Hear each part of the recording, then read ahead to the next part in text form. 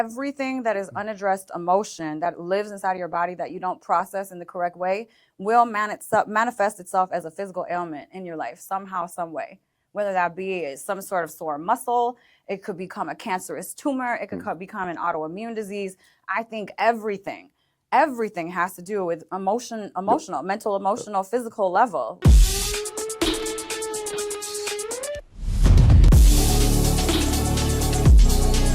Welcome back, everyone, to the second ever episode of Business at the Speed of Light. I know you guys, I'm so used to saying wellness at the speed of light. I have to get used to this whole business at the speed of light. But today, we really have, a special guest, Elizabeth Carson, who is kind of both. I didn't even know what show, to put you on. I was like, do I put you on my health show? You talk so much about health and wellness, but you're also a great, business person. Yes. So I'm like, where do you go? So for now, I'll just say, well, I might even post it in both because you can talk, you can talk to everything. But I've been following her for quite some time.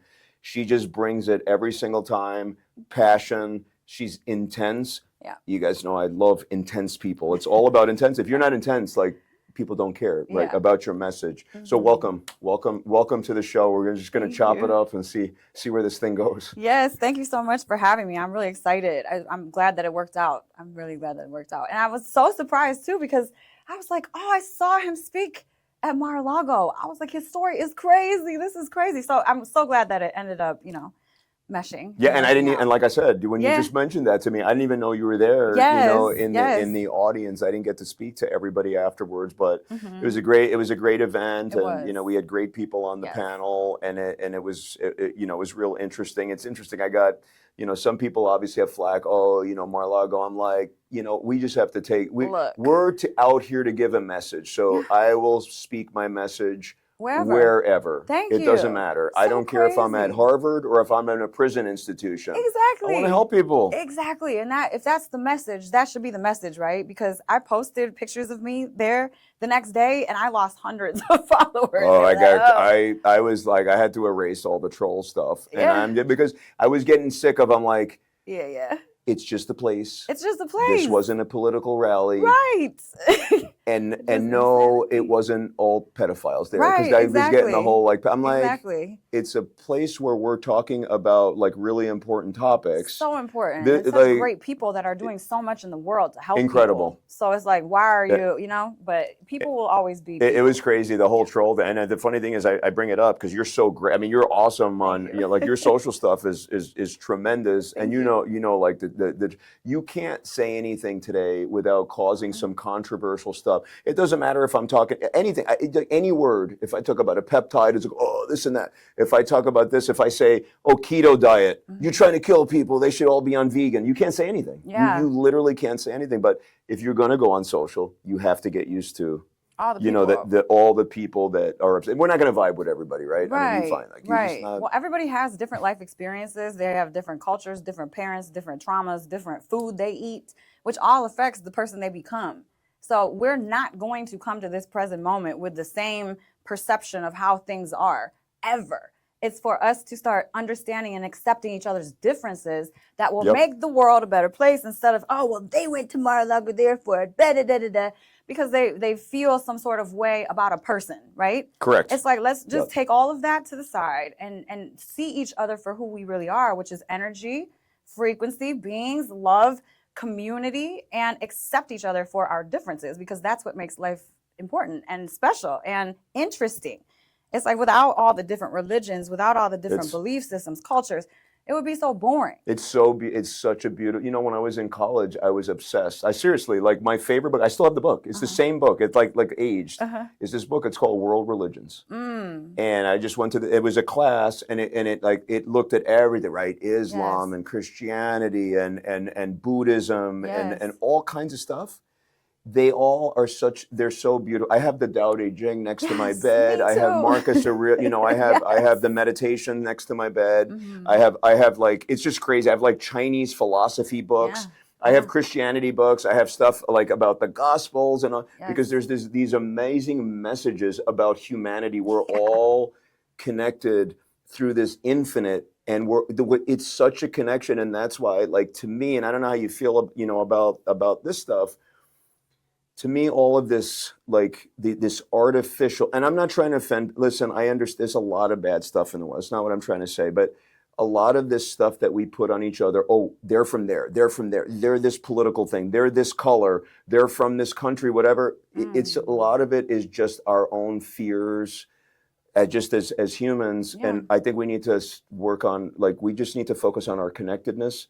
We focus on our differences because we have just angst. And I think ultimately it's because, it's a power thing, it's whatever, because we're all going to die. People are not comfortable with it, so we might as well just be shitty to each other. Like the whole, I don't even know how to say it. It's a fear thing. I don't know what it is. It's like, right? We protect ourselves. So as soon as we feel threatened, and because people haven't worked through their traumas and they still have like old unresolved stuff living inside of their physical bodies, then they act out as that trauma. So they're not even acting out. When people get triggered in the moment, usually it has to do with something that happened to them in childhood. And so they will literally revert back to that maturity and act out as that child. So we have a bunch of children like running around here, not just trying to take the situation as it is, right, and work through something. It's like we just come to moments and judge, and then we get triggered and we become these like, kids that are just throwing tantrums these days. Instead of, trapped emotions,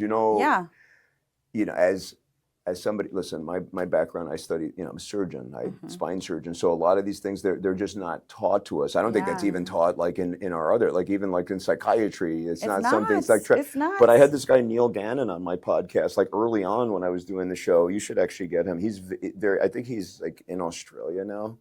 But anyway, Neil was a great guy. And he was one that was talking about trapped emotions. And some of his program is like when he works with people, it's about getting these trapped emotions out. Because if you can't get them out, and he believes, again, this is not it's not particularly scientific, so to speak, but I've seen it in real life. Like he believes if a lot of trapped emotions lead to diseases, like cancers and chronic illness and whatever, and also all the food. Like there's a lot of pillars of his thing, but the emotional traumas definitely make us sick. You talk a lot about like this stuff. Like you're dialed in because you've had your own you've had plenty of emotional traumas yourself. We can get into that, in a second. But are you like in that camp where you feel like I think emotional traumas make people like literally physically ill, like very ill for life?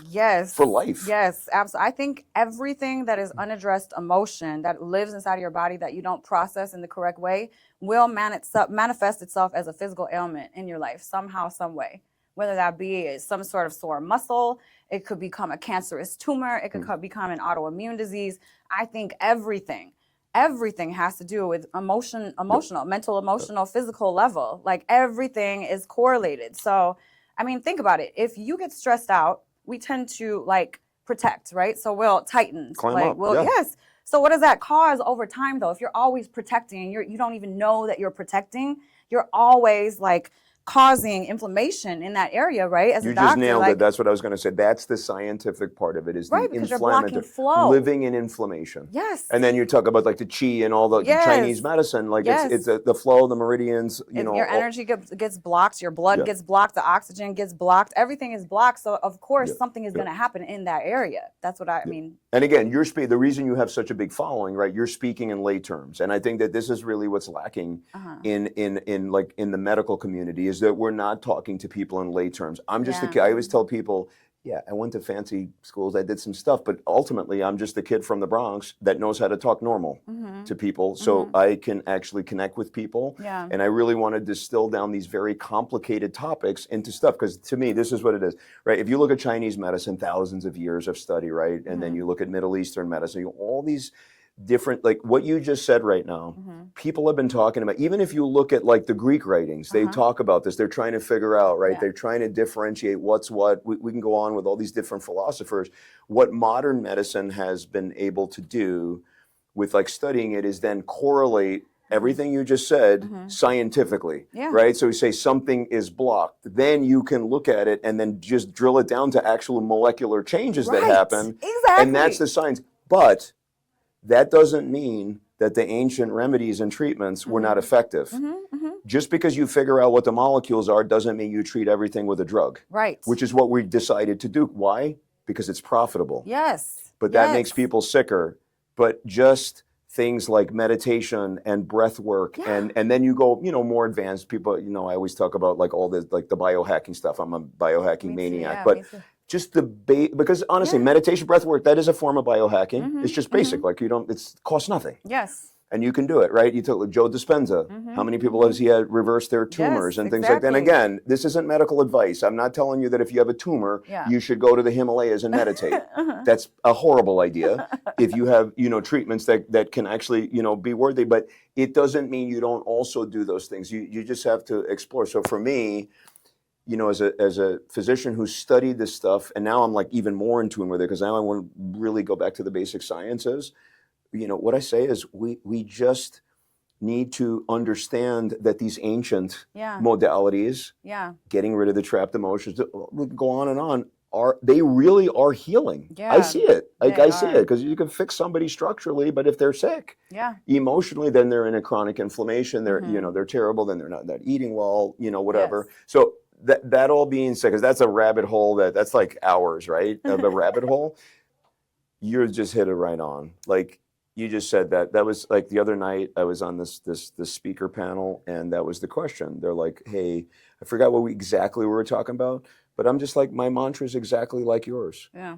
You can't key where people say, everyone you're around, everyone's going to be dead. In 3 generations, not one of these people, no one. Yeah. Everyone's gone. No one's coming to my funeral, none of these people. So why do I care? Why does it matter? What they say? Who cares? Yeah. It makes that I wish, if you talk about my former self, if I could send a letter back to my 20-year-old self, I would put in there, nobody cares. Right. So just do whatever you want. Yeah. Because everyone, it just cares about their own self-interest and what they're doing. But you know what people really do care about is like having authentic conversations. Because then you can be really comfortable and you're vibing and you're doing stuff. Because ultimately, that's the whole point. That's all we got. We got each other. We can have conversations. We have this brief sensory experience, and then we're dead. So, like sitting around being like, I said this thing. I hope I didn't. Like, you can't live like right. No. You can't do that. I know you don't live like that. It's just I watch your stuff. You don't. You're just like boom, whatever. No, you don't like it. Too bad. People have to realize that our past is history. Right? It's history. It's not active anymore today. It is fact. It is a factual thing that happened in the past. I don't understand why people are so scared to share what happened as a factual event in their past, their history. It's not current, right? And people are like so shameful. And then they bring their past to the present, which ruins your present moment, which is the only moment that you have. Worried about something in the past or thinking about, I shouldn't have did that, or maybe I shouldn't have done that. And you're just making yourself sick, and you're ruining the beautiful present moment where this is where God talks to you, this is where like love happens, real connection happens. And when people are just so focused on everything else outside of their external reality, which is what is in front of us right now, you're ruining your life because you're not living your life. You know what I'm saying? Buddhism 101. That's what 101. You just summed it up for the Americans in the back of the room that don't understand the present moment. Is the only moment. God. It is. That is your chance to be one with the infinite. Yes. Okay. And when I say God, you're God. Source, you're universe, God. You're source. The Oprah source. Whatever. Eckhart Tolle. Yes. Blah blah blah. It's God. infinite, and you can only heal in the. One of my favorite things is what you just said. You're just talking about like the history thing and whatever, and that was a great way to say it. But it's like this infinite, game theory. And that is just imagine, like if you just think about it, when you're playing a video game, when your character dies, you just start over again. That stuff's gone. Yeah, exactly. And that's how you have to live your life. Yes. Like, right? If you play a video game, you're not sitting around thinking about, no, you're in the next game. Yeah. And that's how life is. You just need to live and you're absolutely right. We ruin our lives. I mean, if you guys think about, anybody, like even the people in this room, the crew, the people at home watching this.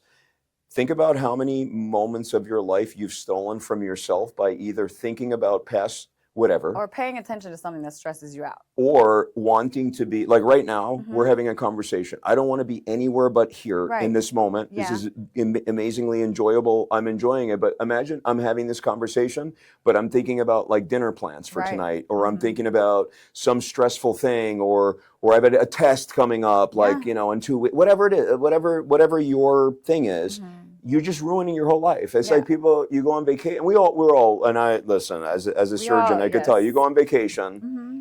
You go on vacation to stress out about what's coming up in your life. Like at some when you never arrive in life. There's only now. You do. Where are we going? Get off There's the no. mouse Where wheel. are you going? Yes. Like what do like Yeah. right? You never arrive. Right. Well, that's because people are running away from themselves.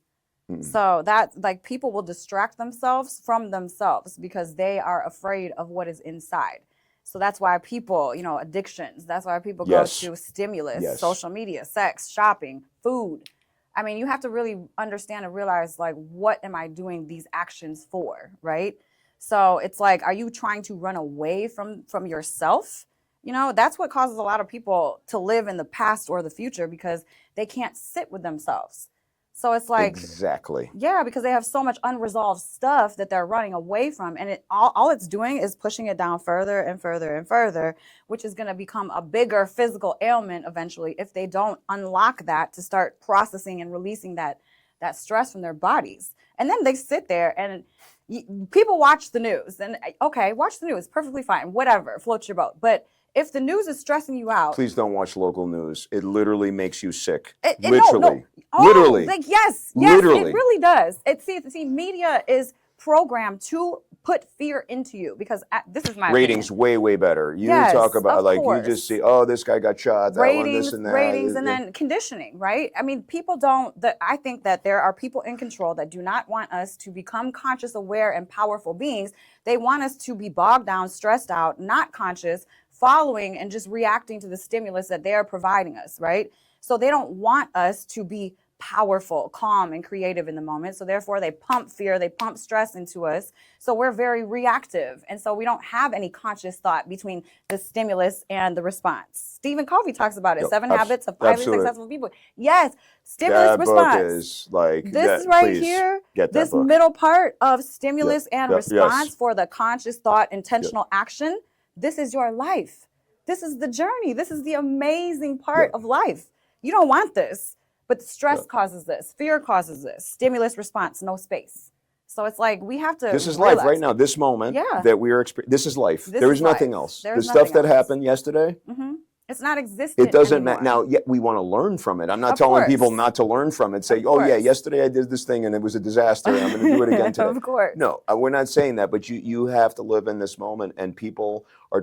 And never has it been worse. No. People are zombies. Oh, yeah. People are zombies. That's why they need to hear people like you talking about it. And again, we're not going to resonate with everybody. There are people they're going to they'll like me, like the stuff I say. You just never know. But if we're even helping, it's better to help millions. Yeah. But if you can help 2 people or 3 people, then it snowballs. Yeah. I love what like that you said that they're just medicating themselves, not even with medicines, with everything. Everything. Like just completely distracted. You know what gets worse?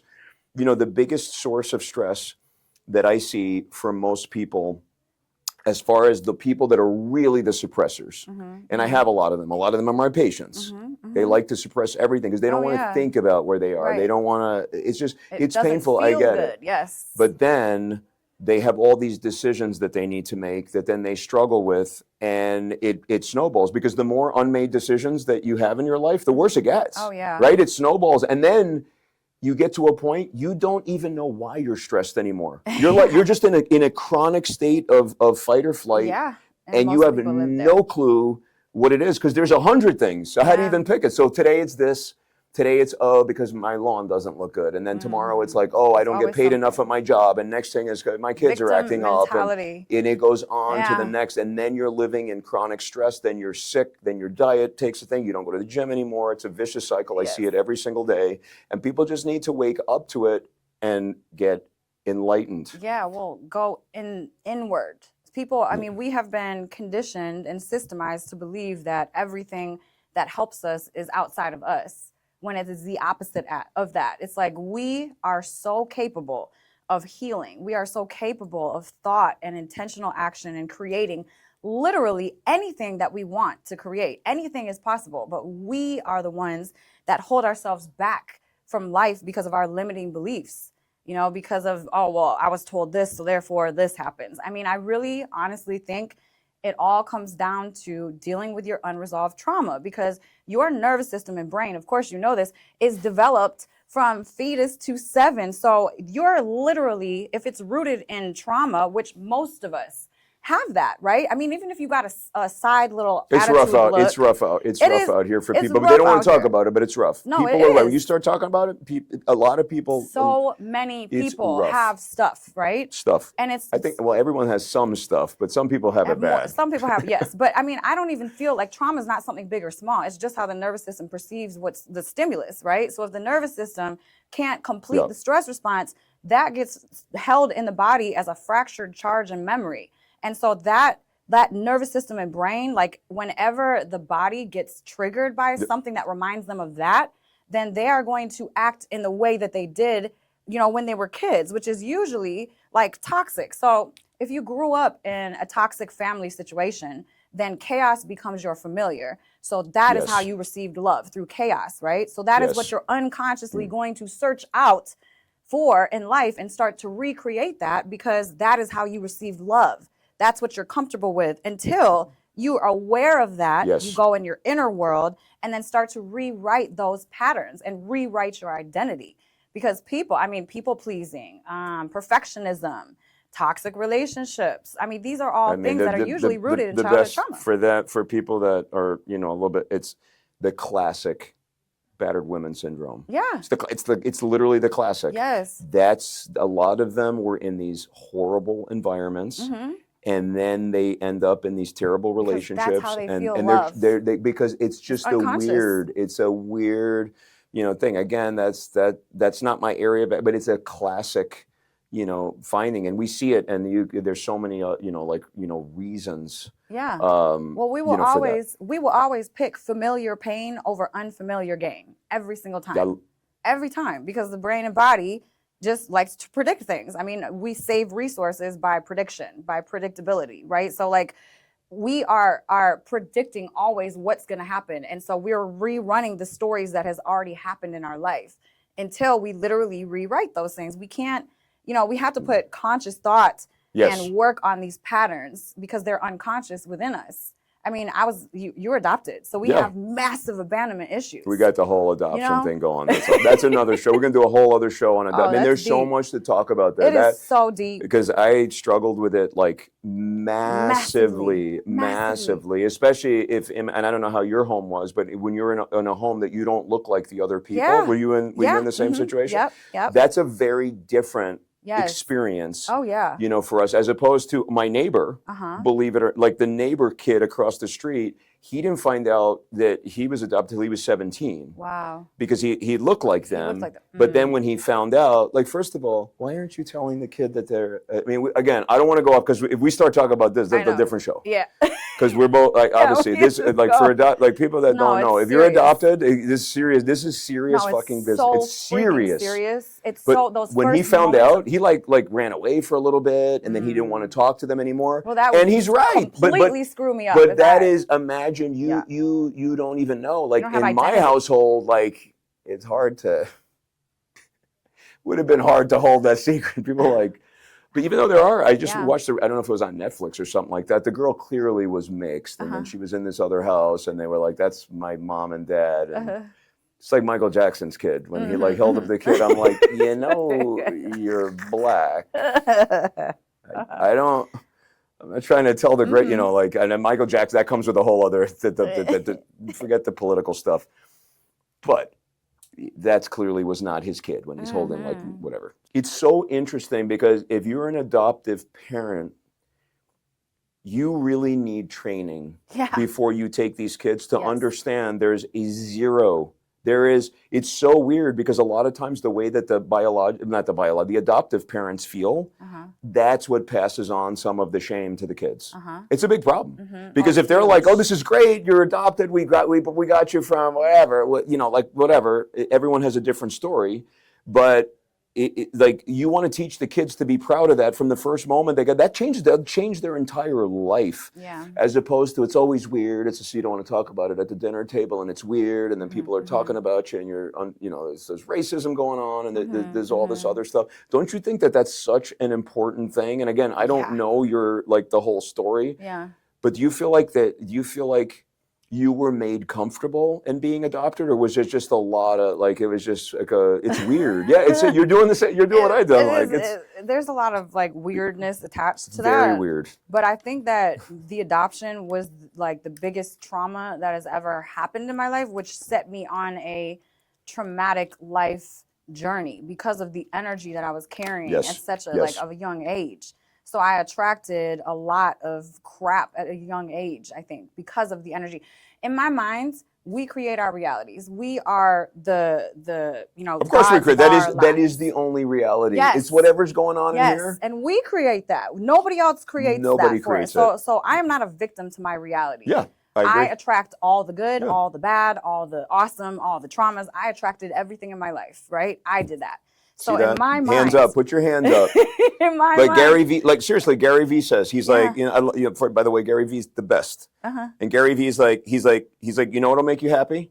He's like, when you realize that everything that's happened to you to this point is, he's like, you get real fucking happy. Oh yeah, that's exactly how he says that. Well, he's like, seriously, you all of a sudden, because you have some control over your inner. Yes, it's not them. It's not them. All my patients, why aren't you doing this thing? I don't have time.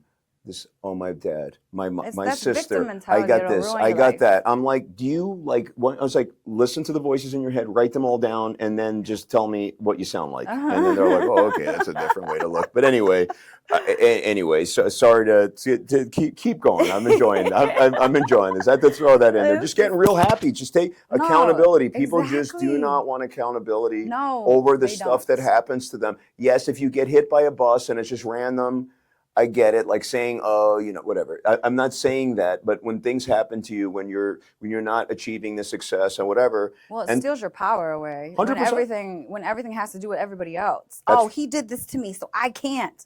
That's bullshit. You can do whatever you want to do. So stop thinking that he controls your reality and you take control of your reality. That's our problem. Yeah, they're setting you want other people setting your own narrative. Yeah, right. I don't know if you follow like Eric Thomas, the hip hop preacher. He has a certain way to do. He's really good, like with inner city kids, and he's good. But he always just says, he's like, I love what he says. He's like, yeah. He's like, there's a lot of racism. He always says, he's like, I'm a black man in America.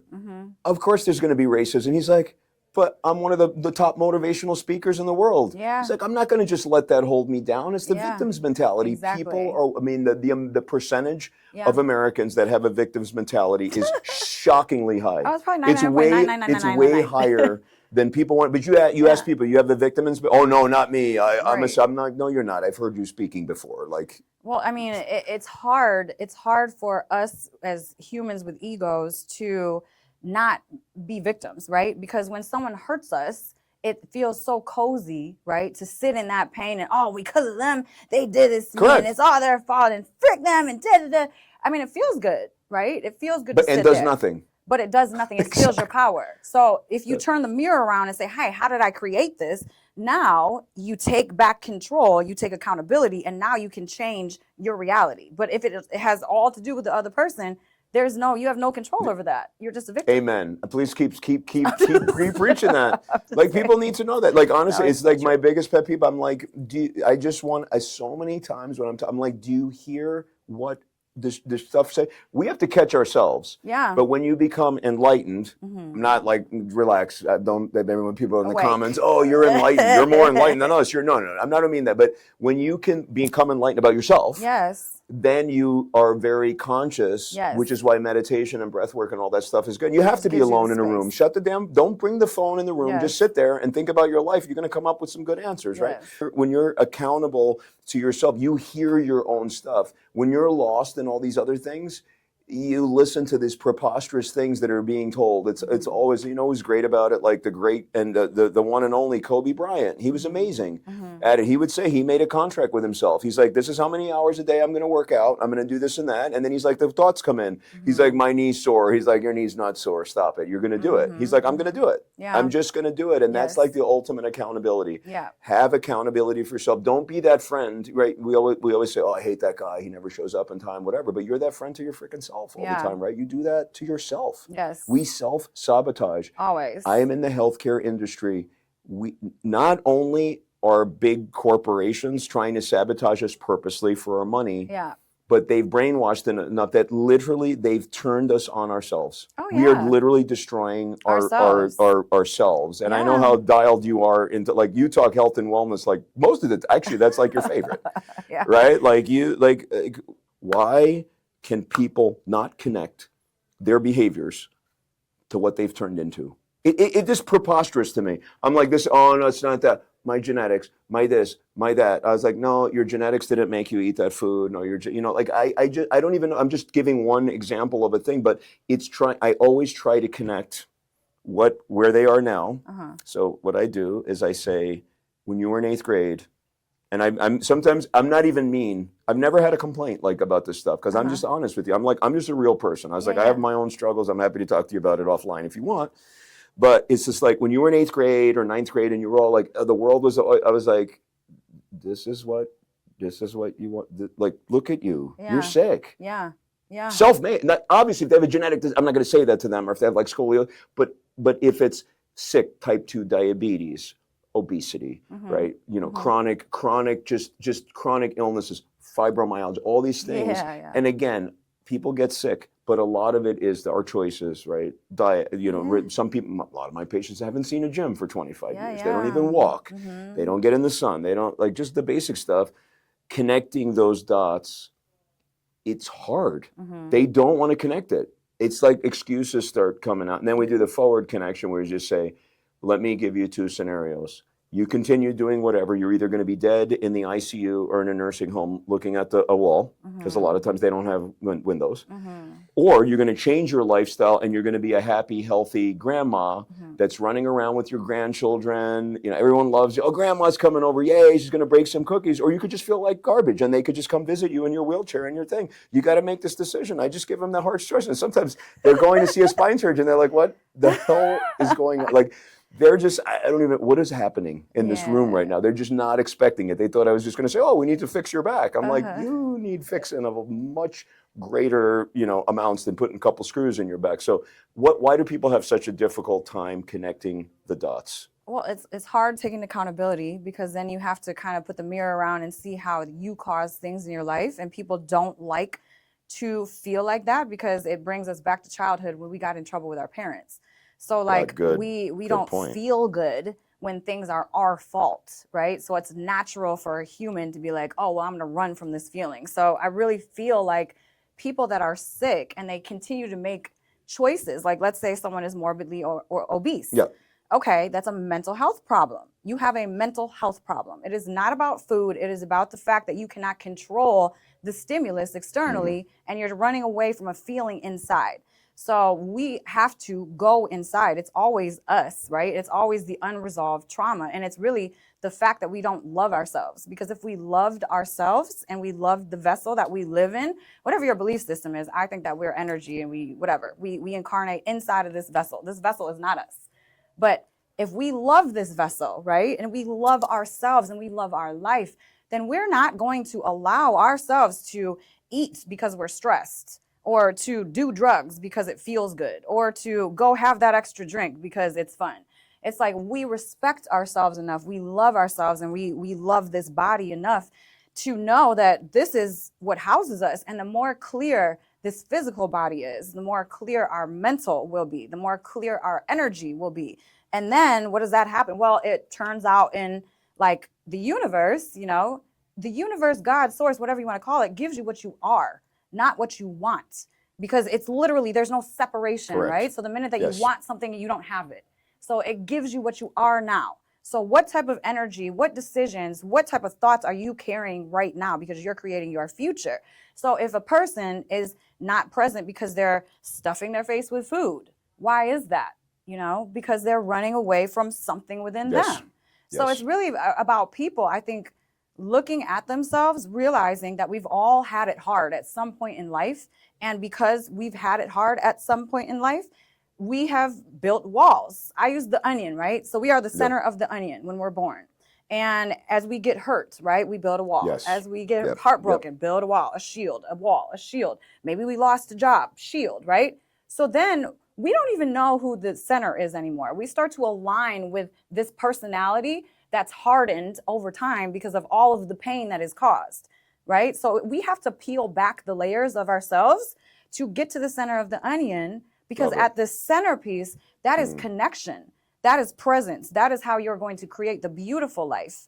But it's like the trauma layers that you've built over time through stress, you got to peel that stuff back, because if you align with those trauma layers, then you're going to create trauma in your life.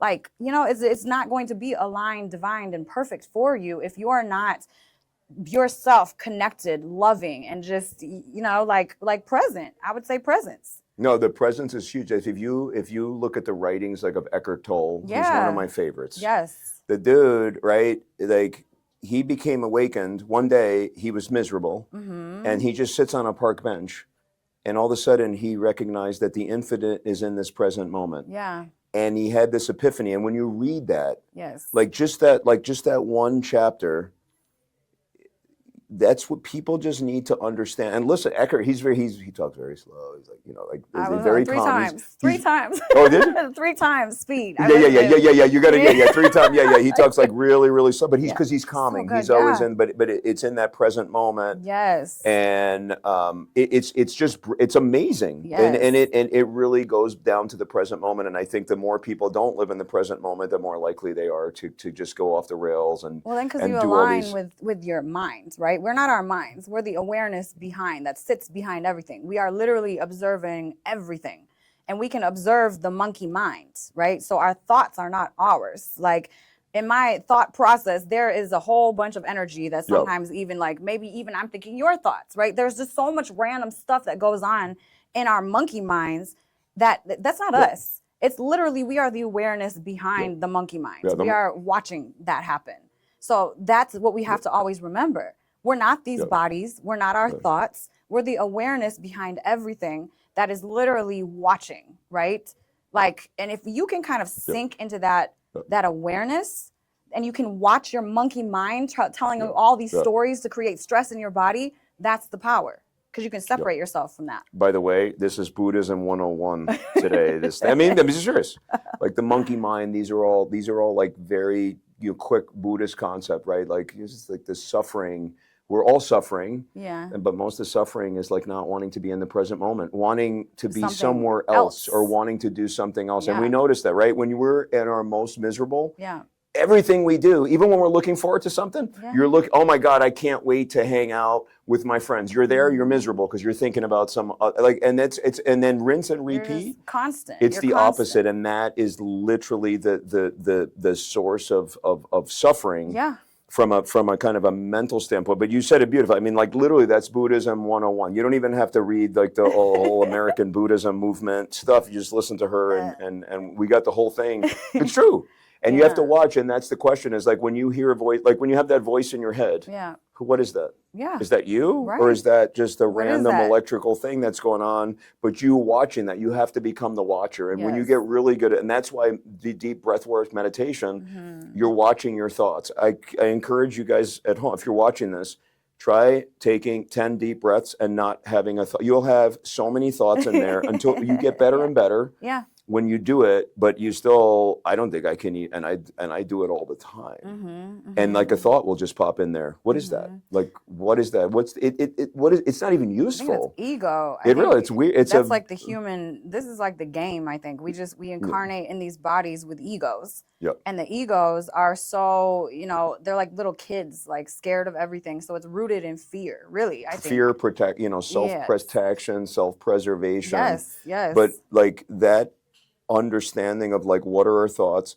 What are these like these negative things that we're being told? Because one way that people talk about doing that, I think that's a great thing, is like if you see when you have a negative thought, you hold it. Right, then it starts ruminating. Oh my God, this is going to happen. And then you start telling yourself a story around that thought. Like people just make stuff up. Like we could have stuff like last night. I could have been like, oh, my guests are not going to show up because they're going to That's you're projecting a future. All of that. That doesn't matter. And 99% of the time, none of that's. So I'm just giving a random example. But if you flip it around and think about like the beauty of anything, saying, hey. I was today I was scheduled to go to this game. I lost my tickets. Yeah.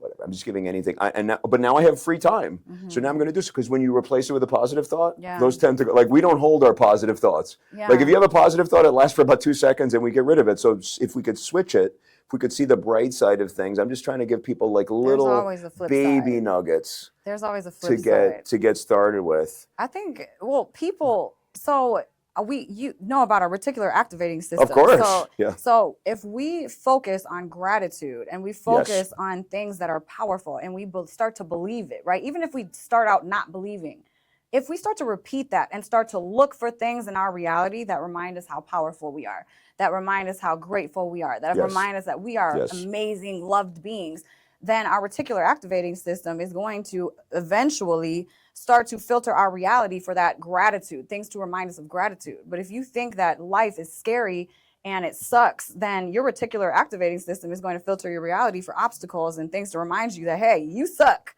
You suck. You suck again, because literally we can't take in all the stimulus that is around us at all times. I think it's like 10 million bits of information per second. It's insane. We would explode. Like our physical bodies would explode. Which is why we're struggling with the exponential age of AI and stuff. It's too much. We are not designed to take this much stuff in and be looking at our phones and scrolling and now with the AI, it's like it's going. We're overstimulated. People are breaking, and we need like Buddhism principles. I'm not saying to become a Buddhist, and we're not saying anyone needs to go to a monastery. I mean, no, it's really just inner work. So the interesting thing, I've studied all the religions, right? But through my life, and it's like I don't teach from reading books. Like I teach from lived experience. Which is way better. Felt all of these things, which is why I talk about it. I've felt the stress. I felt like I wanted to die. I've like had the worst freaking heartbreak. I've been embarrassed. I've been all of the things. Like I've lived a life. Welcome to being human. Crazy, right? Hello. Right. So I see both sides of the coin, which is why I get so excited and passionate about people going into their inner worlds, addressing their unresolved trauma, because I know that on the other side of the fear fence that people are scared to jump over, which is their trauma, is greatness. You know, you reach into your fear basket and you find your power, your purpose is there. You know what I'm saying? Like I live this daily. So and greatness is you can be great at fulfilling your purpose. Yes. Doesn't mean you have to have, like be a big social media star. You have to be on stages. You don't have to have a title. You don't have to have anything, but you're, great. You want to achieve, you want to be the best.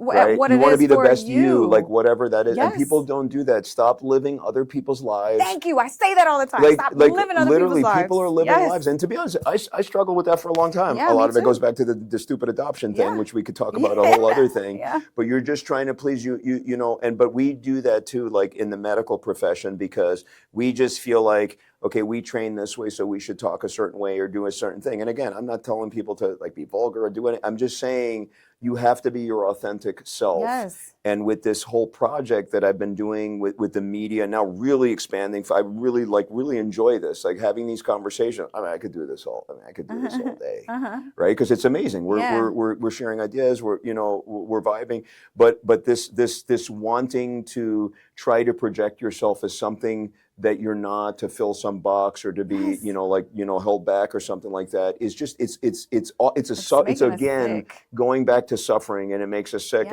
And I found in my own life, I'm sure you're going to say the same thing. Whenever I've tried to be, who I'm not, or suppress myself or whatever, which is why 2026 for me is like unfiltered. I'm just going to give people what they want. If they don't like it, I've done what I had to do, and I'm going to keep doing it, but I have to just be like myself. There's a lot in there, and I'm being around a lot of these new people that I've been around now on the podcast and just kind of hanging out, doing TV stuff and whatever. It just completely opens your mind. I'm like, why am I like suppressing who I am and what I want to be? And I'm struggling with this at age 52 and all this stuff. And we're constant, because I'm sure you're constantly working on yourself still. Oh yeah. It doesn't matter. We sound like they're like, well, like people can, the trolls, well, these two must have all the answers. No, we don't have all the answers, but we might have a little bit more answers than you do. And we're trying to help you, get in that direction. I think that was great. What I want to do is just shift a little bit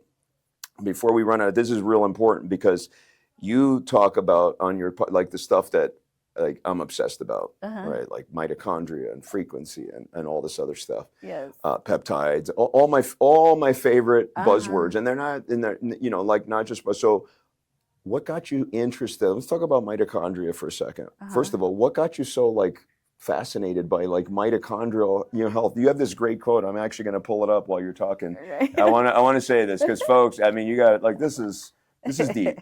Go ahead. You just say why you got it, and then I just want to pull up this quote. Yes. So I became incredibly infatuated with the body and the nervous system and the brain and then cells. And then when I started to study cells, I discovered mitochondria, and I discovered how interesting mitochondria are. And the more research that I've been reading, they're starting to say that mitochondrial dysfunction is the reason for disease, like the baseline reason for autoimmune disease, any health issues.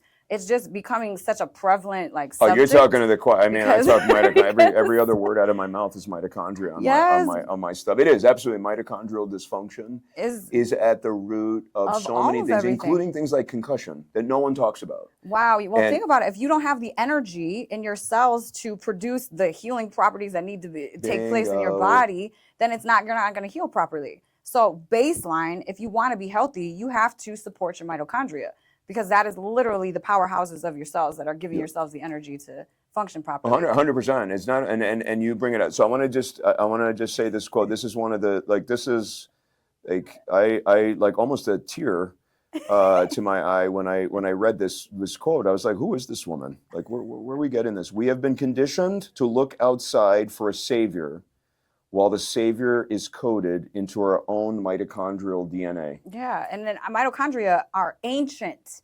right? So what our do you cells think? swallowed mitochondria a long time ago. They were just bacteria, and now they code everything. Yes, our cells literally swallowed them. This bacteria, I had you at mitochondria. Like this is like this is incredible, right? I should have started the show with. I mean, she was already like on a high level, but we went. This is good. Oh, it's incredible. I want to just one more quote. And I want to get back to the mitochondria thing. I love this quote that you say: "The stars are in our DNA.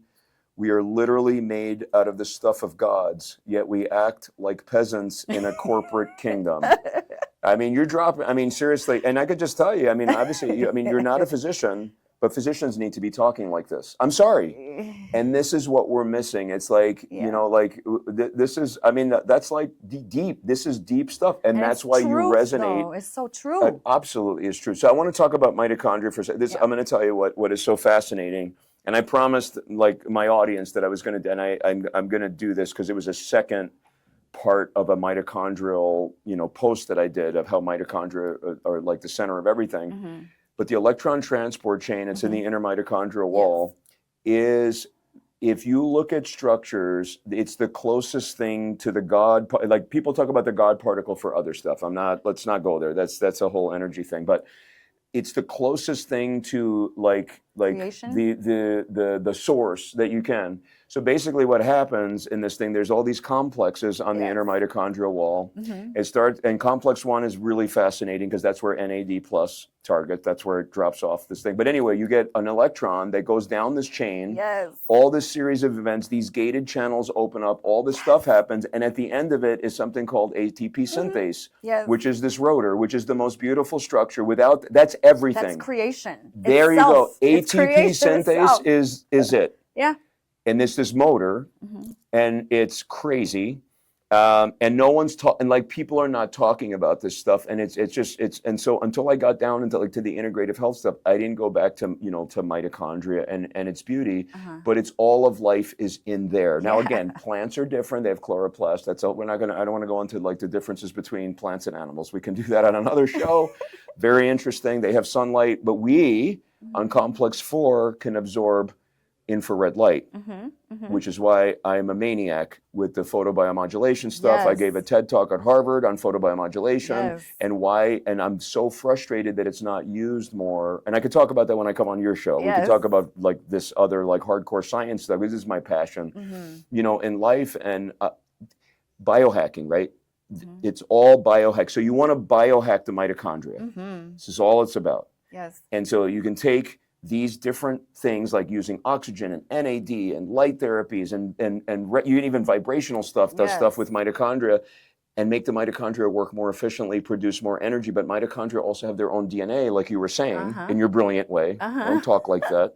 I talk a little bit sciencey. But anyway, like its own DNA, the reason it's interesting is because when your mitochondria are healthy, that DNA gives a message to the cell's DNA, like the cell's DNA, which is in the nucleus, and tells the cell, don't die, get healthier, or we don't need you. We got to get rid of this thing. And it is great. And that's the answer. The answer is in the mitochondria.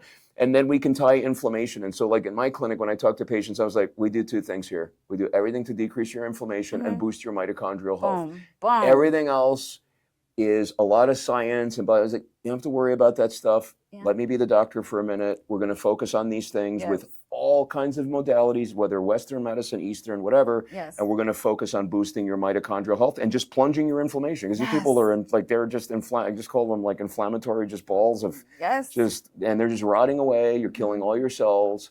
You're messing up your skin, your brain, your liver, your kidneys, all this stuff because you're in a constant state of mitochondrial dysfunction and inflammation.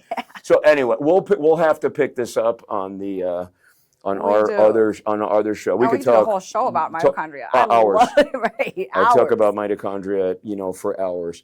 So in kind of like what I'd like to, just because obviously we went off on crazy stuff.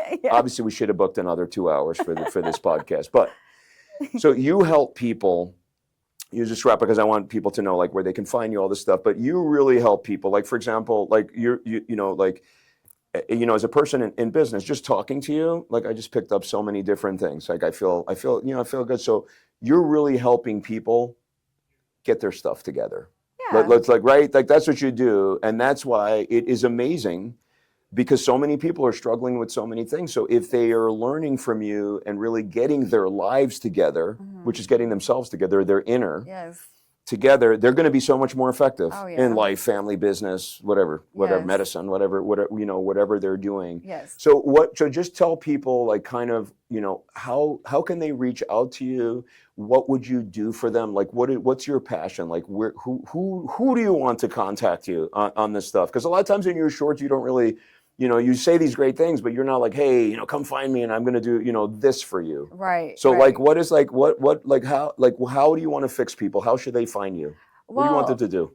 So, I'm a coach, so I have group coaching. I open applications, a couple times a year because I like to keep my group coaching pretty small just so I'm able to really kind of, get to people, like really, really to have connections like we're having right. You got a little taste. You should definitely think about doing this coaching stuff. Yes. No. So we do, I have group coaching and then I actually just got back from California. I host 4-day transformations. So people will literally transform their entire identity, reprogram at the deepest levels of themselves inside of their subconscious. I mean, there's a whole bunch of different options, but I basically walk people through a transformation in less than 100 hours. And it's incredible. Like, I wish I could show you. I'm going to show you after this is over, but there's a picture of my client before and after. And it's just, you could see the just energy. I mean, he's so light afterwards. And I've literally gotten texts every single day since. I mean, these transformations, it changes people's lives. Honestly, I can't emphasize it more. The vast majority of people that I'm around don't do any coaching. They're not part of anything for them. They don't do it. They don't do it. And especially like in healthcare, they do not do it. I think it's ludicrous not to have a coach. Yeah. Right. I have a lot of people me too. that help I have me. mentors. Yes. I have I'm all a student kinds of my people. Whole life. I will always be a student because I don't know everything. I always want to know more. You and everyone else, no one knows any. Exactly. I think I said that on the stage. I was like, we hardly know anything. Yes. And there's the two types of people in the world: people that want to learn everything, and there's people that want to defend everything they already know. Exactly. And unfortunately, that's there's plenty of those people. Yes. They just want to defend their stuff. So no, I absolutely. Then the importance you know, if we leave it anywhere, the importance of doing coaching and finding good mentors and Yes, so coaches and being important. around these group mentorship groups and all this other stuff, it's Oh, amazing. it helps. It It's just, transformational. And I know that there's people around me, I just beg them. I'm like, you need help. You should well, just go here. usually You a should go coach or a here. mentor, they'll 10x your life, they'll 100x your life, you know, Your because you're life, missing your life. something. Yeah, Like people just, you're not seeing something that someone else. So what I would recommend yeah. personally for people, find somebody that Yes. aligns with you, that has been through something Yes. similar to you, and that are walking in the energy or actions of who you want to become. That's your mentor. That's your coach. Yes. So, Yeah, know, you go around, there's a lot of great coaches. Yeah. I think people should definitely check out your stuff. I mean, it's just good. I mean, you're, like I said, you just have a higher energy. You're just going to make a huge impact. And yes, those 4 days, yeah. Oh, people it's get away incredible. from their normal stuff for 4 days and they get into an immersive thing. They're different people coming out the other, you know, out the other side. Oh my gosh. And this is not like vacation. You have a couple tequilas no, like this in is Mexico. deep, That's not deep immersion. work. That's nothing. No, That's like this you is just having some deep drinks at the work. pool. Like this is No, like we're real using stuff. modalities and Yeah. frequency and herbs. Like it's deep. It's I gotta real come do my 4-day You should coach. do a 4-day.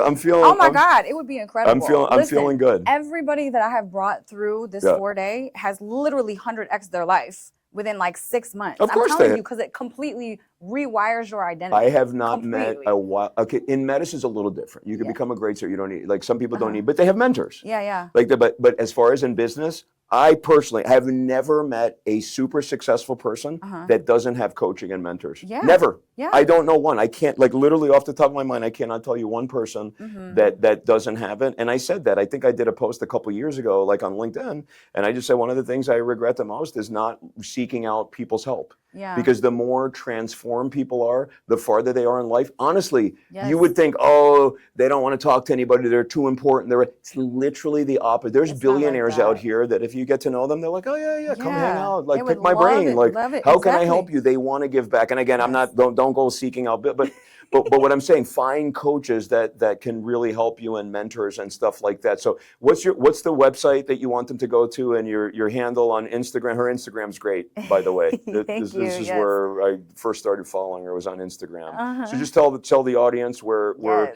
they can find you, and then you'll see us again on her show. Yes, you which will. I'm excited about. Yes, for sure.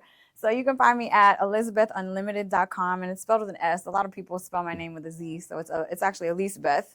ElisabethUnlimited.com or Elizabeth I. Carson on Instagram, and then Elisabeth Unlimited on YouTube and TikTok and all the other platforms. All the good stuff. Yeah. Listen, on that note, this has been a great conversation. We will pick it up again. You might want to book that show for like at least a couple hours, maybe 3. Yeah. We got some stuff. I have stuff. Because one of the things I struggle with, and you're like love yours, but I just struggle with sometimes when we have like this, I just want, like, I'm getting fired up, but I don't want to turn it into my own, like it's just like it's about you. So we struggle. So when we flip it over, we can just have a nice long. We'll just pick it up right where we left off. This is awesome. Yes. So thanks everyone for watching Business at the Speed of Light with Elizabeth Carson. Follow her. She's amazing. Think about doing her transformational coaching or going to her 4-day sessions. We'll see you next time. Hopefully you stayed till the end. Please follow me as well, as I like to say some pretty cool stuff. We'll see you next time.